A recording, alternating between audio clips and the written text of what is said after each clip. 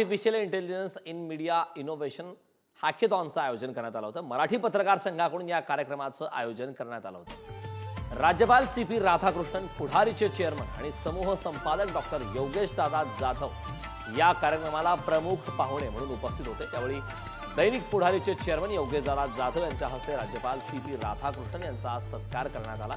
तर यावेळी राज्यपालांच्या हस्ते डॉक्टर स्मितादेवी योगेश जाधव यांना संपादक प्रतिष्ठ सन्मान पुरस्कार देऊन गौरवण्यात आला. त्यानंतर दैनिक लोकमत मुंबईचे विशेष प्रतिनिधी सहयोगी संपादक यदू जोशी या ठिकाणी उपस्थित आहेत. त्यांनी कृपया व्यासपीठावर यायचं आहे. यदू जोशी. AI आलेला आहे, पण त्याच्या वापरासाठी जे समाज मन तयार करायला लागतं ते अजून डेव्हलप झालेलं नाही आहे असं मला वाटतं. आणि याचं कारण पण जेव्हा TV आला आणि TV जगभर पोचला त्यात देखील काही शतक गेले. जेव्हा रेडिओ आला आणि रेडिओ जगभर पोचला त्यामध्ये पण काही वर्ष गेले. पण कारण आणि त्यावेळेला टाइम मिळाला की बाबा हे माध्यम कसं वापरायचं याबद्दल एक समाज मन निर्माण झालं. पण AIचा पहिला वापर करता आणि मला वाटतं 1 कोटीचा वापर करता यात काही तासाचंच अंतर आहे. त्यामुळे या सगळ्यांबद्दल आपलं समाज मन तयार करणं ही आपली जबाबदारी आहे आणि मला वाटतं मीडियाची खास करून ही जबाबदारी आहे. आणि आज जसं वॉकॅथॉन आहे तसं आपल्याला डिबेट्स, याच्यावरती वर्कशॉप्स, सेमिनार्स हे घेण्याची आज गरज आहे.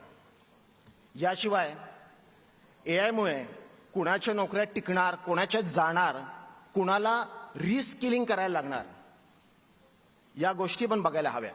कारण आपल्याला सर्वांना माहिती आहे की भारताचा असलेला हा डेमोग्राफिक डिव्हिडंड म्हणजे 2030 सालापर्यंत भारत हा जगातील सर्वात युवा लोकसंख्या असलेला देश बनणार आहे.